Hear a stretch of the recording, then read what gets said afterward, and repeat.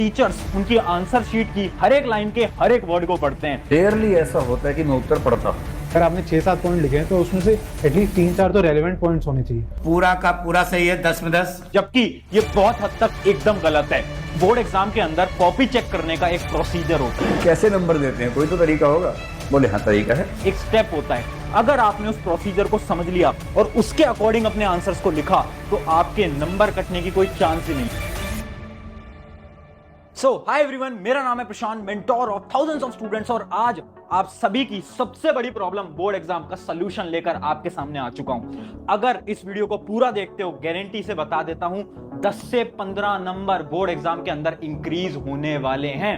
पता है क्यों? क्योंकि आज मैं आपको सीक्रेट्स बताने वाला हूं कि बोर्ड एग्जाम के अंदर कॉपीज चेक कैसे की जाती हैं। अगर आपको यह पता चल गया ना कि बोर्ड एग्जाम में कॉपीज ऐसे चेक होती हैं, तो आपको यह पता चल जाएगा कि बोर्ड एग्जाम में अच्छे मार्क्स लाने के लिए अपने आंसर्स को आपको लिखना कैसे होता है। सारी चीजें आपके लिए लेकर आया हूं। इस वीडियो को बनाने के लिए हमने कई टीचर से बात करी जो कि CBSE board, ICSE board, India के जितने भी बोर्ड्स हैं उनके अंदर कॉपीज को चेक करते हैं। जब मैं उनसे मिला तो मैंने उनसे कुछ सवाल पूछे और उन सवाल को मैं यहां पर लिखकर भी लेकर आया हूं।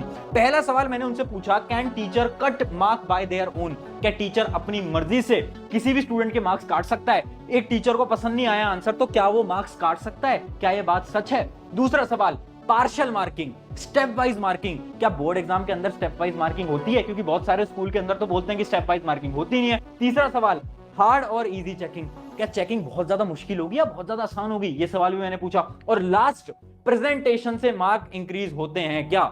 ये बड़ा इंपॉर्टेंट सवाल था, सब पूछते हैं। अगर हम अच्छा सजा सजा के लिखेंगे तो क्या हमारे मार्क्स इंक्रीज होंगे? तो 4 सवाल पूछे और इन चारों सवाल के आंसर्स मैं आपको बताने वाला हूं। 5 टिप्स लेकर आया हूं बोर्ड एग्जाम की, 5 ऐसी टिप्स जो कि सीक्रेट टिप्स हैं। इनको अगर फॉलो करते हो 5 से 10 नंबर तो मिनिमम इंक्रीज होंगे ही होंगे। ठीक है, स्टार्ट करते हैं टिप नंबर 1 से। टिप नंबर 1 हमारी क्या बोल रही है? आंसर की। देखो ध्यान से सुनना। आपको ऐसा लगता है ना कि अगर एक टीचर को आपका आंसर पसंद नहीं आया तो आपके नंबर काट देगा, जबकि ये बिल्कुल गलत है।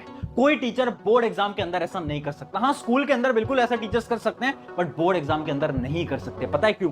क्योंकि बोर्ड एग्जाम के अंदर आंसर की दी जाती है। हाँ, हर एक टीचर के पास आंसर की होती है। चाहे तुम सीबीएसई बोर्ड की बात करो, आईसीएसई बोर्ड करो, इंडिया के जितने भी बोर्ड्स हैं, सब टीचर्स को जब कॉपी चेक करते हैं तो उनको एक आंसर की मिलती है और उन्हें अपने पेपर को आंसर की के अकॉर्डिंग चेक करना होता है। वो अपनी मर्जी से चेक नहीं कर सकते। उन्हें सेट ऑफ रूल्स दिए जाते हैं कि ये रही आंसर की और इसके अकॉर्डिंग ही आपको चेक करनी है। और मैं आपको कुछ प्रूफ भी दिखा देता हूं। जैसे आंसर की है, ये सीबीएसई की आंसर की है। आप आपके जो भी बोर्ड है उसकी वेबसाइट पे आप जाओगे, वहां पर आपको आंसर की भी देखने को मिल जाएंगी। जैसे कि हमारी ये सीबीएसई की आंसर की है, ये हमारी क्लास 12 की केमिस्ट्री की आंसर की। तो आप देख सकते हो जैसे क्वेश्चन नंबर 21 का आंसर क्या होगा, 22 का क्या होगा, 23 का क्या होगा, 24 का क्या होगा, 25, ऐसे पूरा का पूरा लिख के आता है। ठीक है, एक और एग्जांपल दिखा देता हूं। ये एग्जांपल है हमारी क्लास 10 की साइंस का। तो आप देख सकते हो जैसे सेक्शन ए में एमसीक्यूज हैं, तो देखो एमसीक्यूज के भी सारे के सारे आंसर्स यहां पर लिखे हुए हैं, ए बी सी डी, कौन कौन से आंसर्स होंगे। उसके अलावा सेक्शन बी के आंसर्स ये हैं और साइड में आप देखो तो मार्किंग भी दे रखी है। तो सब कुछ एक टीचर को मिलता है। ये है हमारा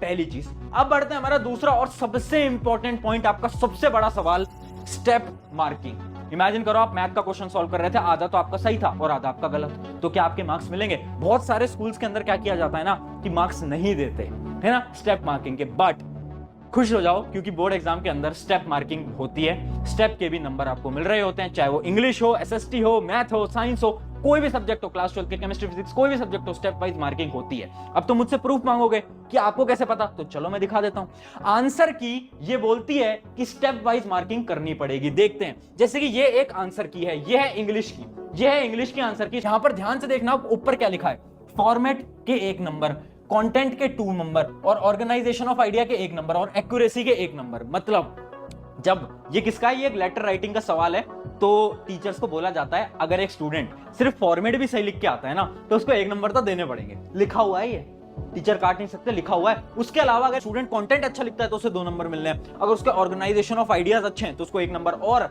एक्यूरेसी का मतलब ग्रामर, जो ग्रामर पार्ट होता है, अगर उसने ग्रामर सही से लिखी है, करेक्ट स्पेलिंग्स लिखी है, तो उसे 1 नंबर। तो ऐसे जो आपकी लेटर राइटिंग होती है वो डिवाइडेड होती है। ठीक है, तो अब ऐसा मत करना कि तुम्हें सवाल नहीं आ रहा तो तुम उसे छोड़ के आ रहे हो। एटलीस्ट फॉर्मेट भी लिखते हो ना, उसके भी 1 नंबर मिल रहे हैं यार, उसके भी 1 नंबर लिखने हैं, उस नंबर को क्यों खो रहे हो? लिख कर आओ, ठीक है। इसका एक और एग्जांपल दिखाते हैं, जैसे कि मैथ्स का आप देख सकते हो। मैथ्स का एक ऐसे अपना क्वेश्चन है, उस क्वेश्चन में अगर आप एक पार्ट भी सही करके आते हो ना, जैसे कि अगर आप एक छोटा सा पार्ट भी सही करके आते हो ना, तो आपको यहां पर दिखेगा उसके कितने नंबर है, आधे मार्क्स हैं। अगला पार्ट सही करा तो आधे मार्क्स, अगला पार्ट सही करा तो आधे मार्क्स, मतलब मार्क्स मिलते हैं स्टेप के, ठीक है। तो अब वो जो तुम डरते रहते हो, बार बार पूछते रहते हो यार बोर्ड एग्जाम आ रहे हैं, बोर्ड एग्जाम आ रहे हैं, डरो मत, घबराओ मत। बहुत सारे स्टूडेंट्स तो आधे टाइम डर में ही गुजार रहे हैं आज के समय पर। एक चीज मैं आपको बता रहा हूं, एक काम करना, अभी का अभी वीडियो पॉज करो और एक कमेंट लिख दो कि this exam will be best exam of my life. ये पता है मैं आपको क्यों लिखवा रहा हूं, ये मैं आपको इसलिए लिखा रहा हूं, अपने दिमाग को याद दिलाओ कि ये एग्जाम कोई बड़ा एग्जाम नहीं है, बोर्ड एग्जाम है, कर लेंगे यार, कोई मुश्किल एग्जाम नहीं है, तुम कर लोगे। लिखो कमेंट में, और जब भी डेली उठ रहे हो ना, शीशे के सामने जाकर खड़े हो और बोलो this exam will be best exam of my life, ये एग्जाम मेरी जिंदगी का सबसे बेहतरीन एग्जाम होगा। खुद से बोलो, खुद से बोलना पड़ेगा। तो ये थे हमारे 2 पॉइंट। अब बढ़ते हैं हमारे पॉइंट नंबर 3, जो कि है always right answer from NCERT. बहुत लोग इस पे शॉक हो गए होंगे, अभी इसके बारे में बात करते हैं, बट उससे पहले एक इंपॉर्टेंट चीज मैं आपको बता देता हूं।